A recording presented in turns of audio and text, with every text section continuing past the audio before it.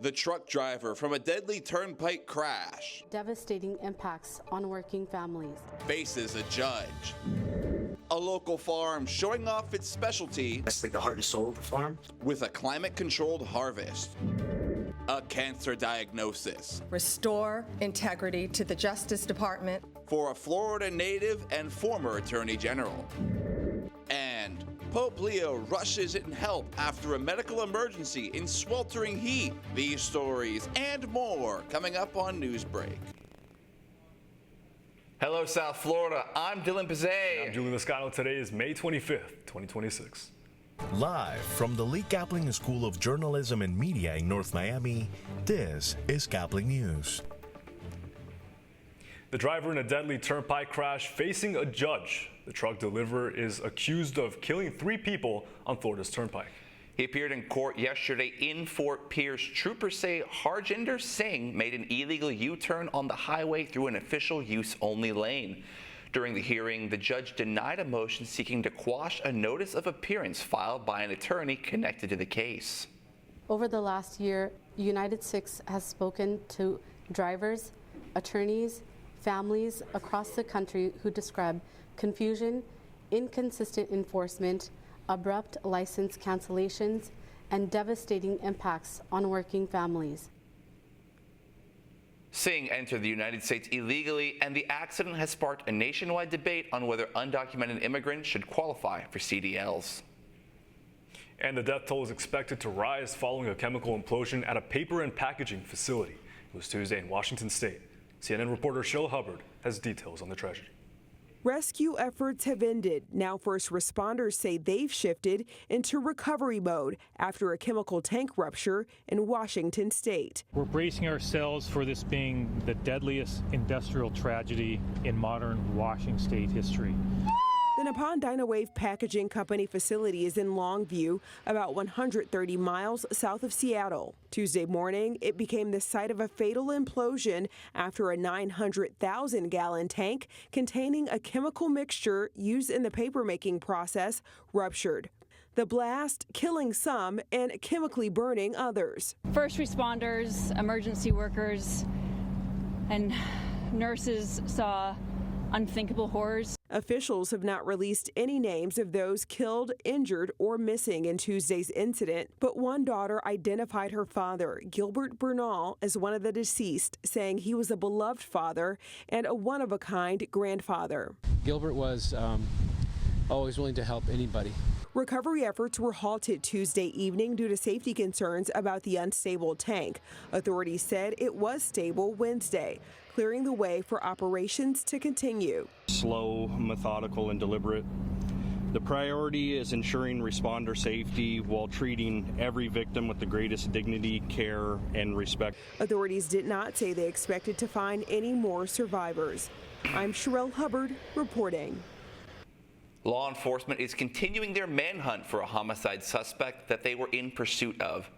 Daytona and Gainesville police say the murder suspect, 31-year-old Xavion Perry, was located in his vehicle following the death of a 23-year-old woman in her condominium complex. Perry managed to escape law enforcement by jumping out of his vehicle and onto a beach during a pursuit. Perry was last seen live on social media showing a gun and making suicidal statements. And President Trump and his cabinet are in talks regarding the ongoing war in the Middle East, with Iran state media claiming the U.S. would see the end of the blockade of Iranian ports and pull troops out. CNN's Brian Abel has more. It's one of the biggest. For the first time in 2 months, President Donald Trump gathering his cabinet at the White House as high-stakes negotiations evolve over the war with Iran. They thought they were going to outweight me. You know, we'll outweight him. He's got the midterms. I don't care about the midterms. People understand it. They know that, very simple, Iran cannot have a nuclear weapon. Before the meeting, the White House Wednesday pushing back on a report by Iranian state media that outlined details of a memorandum of understanding to end the war. That report claiming the U.S. would pull back troops from the vicinity of Iran and lift the blockade of Iranian ports. In return, Iran, which controls much of the Strait of Hormuz, a main route for shipping crude from oil-rich countries to the rest of the world, would commit to returning traffic to pre-war levels within a month in cooperation with Oman, the report said.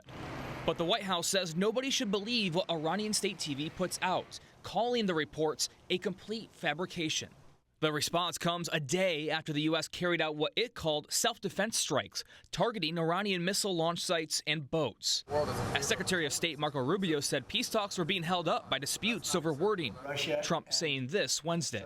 They're negotiating on fumes, but we'll see what happens. Maybe we have to go back and finish it, maybe we don't. In Washington, Brian Abel reporting. Former Attorney General Pam Bondi says she's recovering after receiving treatment for thyroid cancer.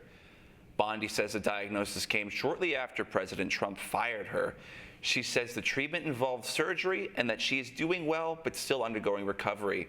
Bondi is scheduled to testify before a House committee this Friday regarding the Epstein files. The college class of 2026 faces a tough job market, with unemployment rates for recent college graduates higher than the national average. Fewer companies are hiring entry-level jobs. Caplin News reporter Paola Sirignano breaks down the numbers and has details on which industries are hiring. Graduating college is a major milestone, setting students up for success as they enter the real world, but many are struggling to find a job. They've spent the last 4 years learning how to get that first job. Something seems to have broken down here now. Derek Thompson is the host of the Plain English podcast, which explores issues around technology, the economy, and culture. The March unemployment rate among young college graduates ages 22 to 27 is 5.6%. That's a 33% higher than the unemployment rate among all workers, according to the New York Federal Reserve. For the first time on record, young college graduates now have a higher unemployment rate than the general population. Thompson says that decline in graduate employment began in 2022, which is also the year ChatGPT was released. But he says there are factors other than AI contributing to these low numbers. What you've seen since 2022 is that the overall hiring rate in this country has gone down, down, down.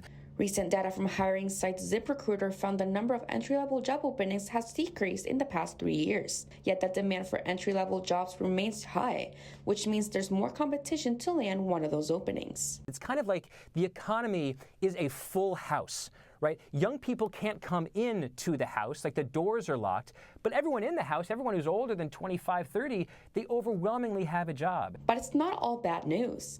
ZipRecruiter also found more recent graduates are landing a job within 3 months of graduating. When it comes to hiring, healthcare leads the way in openings, followed by engineering, computer science, architecture and urban planning, and finance, according to ZipRecruiter. For Caplin News, I'm Paola Sirignano. A man fainted while waiting in line for the Pope, so the pontiff came to check on him. Vatican City, Pope Leo was shaking hands with members of a crowd that had come to see him when a man fainted. The Pope walked down his steps and knelt beside the man to check on him. Once he was satisfied with his condition, he returned to greeting people as Vatican staff took the man away with a wheelchair and umbrella to shield him from the heat. The Marlins have one last game to play in Toronto before heading back south of the border. Let's hope they win that one. That's still ahead, and so is this story. We are helping the environment while we grow food. A farm in South Florida is finding a way to grow food that's not native to our climate. Newsbreak will be back in just 2 minutes.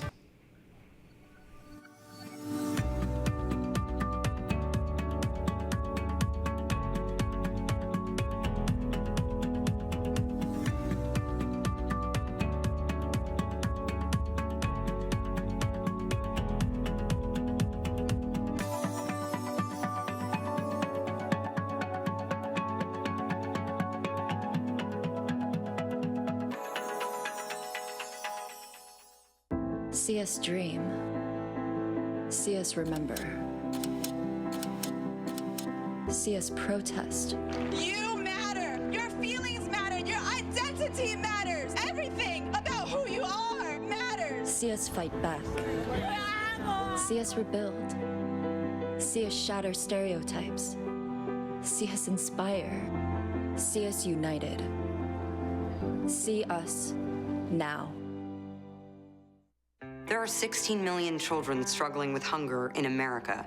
That's 1 in 5 daughters, sons, neighbors, and classmates who don't know where their next meal is coming from. Yet billions of pounds of good food go to waste every year. It's time we do something about it. Feeding America is a nationwide network of food banks that helps provide meals to millions of kids and families in need. Visit feedingamerica.org to help them feed even more. Together, we can solve hunger. Together, we're feeding America.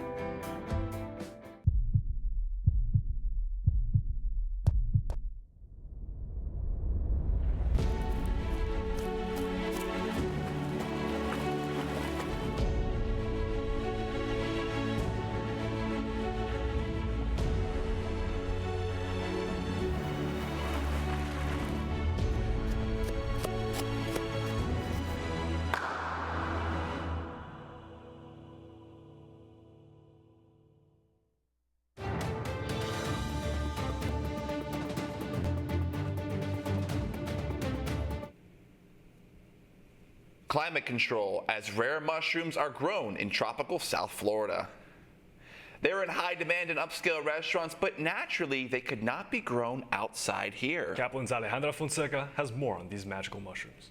In the heat of South Florida, Lion Farm is reimagining what farming can look like in a climate-changing world. Rows of gourmet mushrooms grow inside carefully controlled environments at Lion Farm, a 149-acre agricultural campus in South Florida. Workers manage temperature, humidity, and airflow to cultivate more than 9 types of specialty mushrooms, many that wouldn't naturally thrive in Florida's climate. Once harvested, the mushrooms are distributed through suppliers to restaurants in the region. Education, that's really that's like the heart and soul of the farm. Getting others involved and teaching, because it was hard for me to understand and learning how to grow mushrooms. But mushrooms are only part of the operations. Lion Farm operates on a closed-loop system designed to reduce waste through vermicomposting, using worms to transform agricultural byproducts into nutrient-rich compost. Instead of throwing away organic matter, the farm returns those nutrients back to the soil, helping improve growing conditions and supporting healthier crops. Well, it makes me proud that we are helping the environment while we grow food. A lot of places are growing food, but they're not helping the environment. That focus on sustainability has also turned the farm into a living laboratory. Through partnerships with local universities and regional agroecology programs, students and researchers study soil regeneration, cultivation methods, and climate-resilient farming practices. As Miami continues to adapt to climate change, projects like Lion Farm offer a glimpse into what the future of farming could look like. Reporting for Caplin News, this is Alejandra Fonseca. After a disappointing loss against the Toronto Blue Jays, the Miami Marlins were looking to close out their series with a win. The Fish dominated early with Yuri Perez pitching 9 strikeouts over 4 scoreless innings before leaving the game because of a right hamstring spasm he suffered while stretching in the dugout. Toronto came back in the 5th inning to tie the game before Okamoto's homer gave the Blue Jays the lead for good. The final score was Marlins 1, Blue Jays 2. The Fish will go on to start their series against the Mets tomorrow at 7:10 p.m. You're watching Newsbreak, and we are coming right back.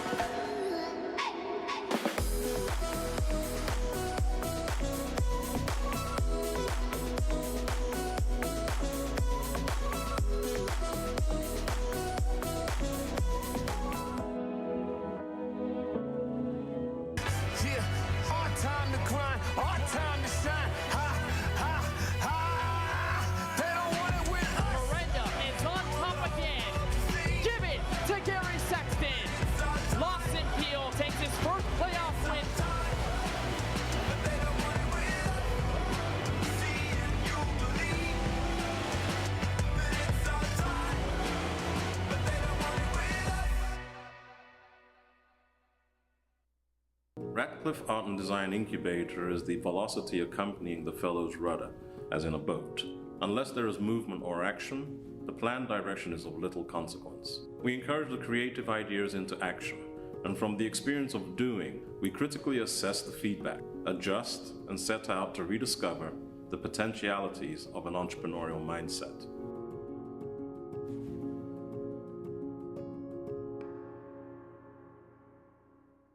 STEM is precise, no margin for error. Dare to forget that. Dare to have fun with it. Get weird with it. Dare to send those old STEM theories flying past the neighbor's house into outer space. Dare to program something internet-breaking, record-breaking. Dare to blow their minds. Dare to learn the difference between sedimentary and metamorphic rock. Go find those rocks. Dare to keep daring. Dare to STEM. Check out She Can STEM to get started.